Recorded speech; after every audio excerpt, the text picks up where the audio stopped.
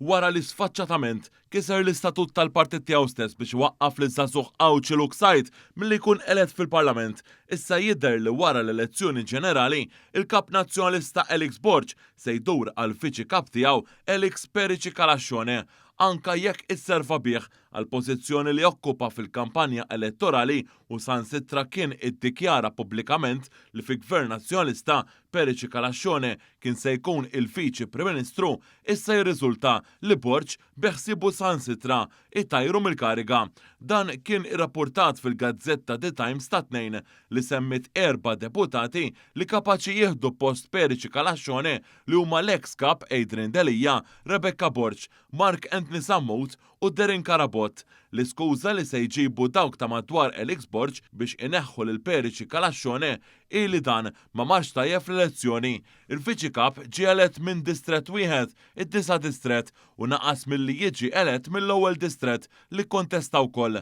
Għal daqstant se ssir pressjoni mill-Kunsillieri Nazzjonalisti ħalli fil-Kunsill Ġenerali li jmiss ma jikkonfermawx lil Perici Kalaxxone bħala viċi kap, kariga li issa ilu fija 4 snin. Sorsi mhux imsemmija mill-Gazzetta qalu li aktarx lil Perici Kalaxxone jikkonvinċuh jirreżenja ta' parsi minn jeddu fil-jiem qabel jibda il-Kunsill Ġenerali. Sanettant jidher li fost dawk qrib il-kap il-kandidati favoriti għal viċi kap huma Rebecca Borg u Mark Anthony Sammut. B'Rebecca Borg Elix Borg ikun jista' jiftaħar lil Partit Nazzjonalista u partit favur in-nisa avolja kellu ferm inqas kandidati nisa. Imma jidher li l-aktar għal qalb il-kap u Mark Anthony Sammut li kien il-moħħ wara il-loophole li permezz tagħha ħeles mill-Luksajt fuq Għawdex u kisser l-istatut biex żamm is-siġġu tiegħu hemm. Sammut u wkoll magħruf kemm qrib laqdiet estremisti tal-establishment. Lil Derin Karabot qed iwedduh li jaqbillu jistenna bidla fl-istatut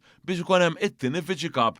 Din il-bidla Elix Borg wedda qabel sar kap nazzjonalista, imma jidher li qed isib resistenza fih dan il-partit u mhux qed tiġi proposta laqqas fil-Kunsill Ġenerali li jmiss. Propju għalhekk li Karabot qed iwissi l-Elix Borg se jikkontesta il-kariga li se jħalli Perici Kalaxxone anke hekk il-kap qed jippreferi lil Rebecca Borg u lil Mark Anthony Sammut. Sattant, waqt li ġie intervistat fuq l-istazzjon F-Living, Adrian Delija sostna li għalkemm lest iservi l-Partit Nazzjonalista mhux se jikkontesta l-elezzjonijiet interni. Dan ifisser li jekk almenu wieħed minn dawk meqjusin rib Elix Borg jiddeċiedi li jikkontesta, Adrian Delija jagħżel li ma jikkontestax. Minix interessat li nikkontesta xi tip ta' elezzjoni interna oħra? Le. Minix interessat li nikkontesta.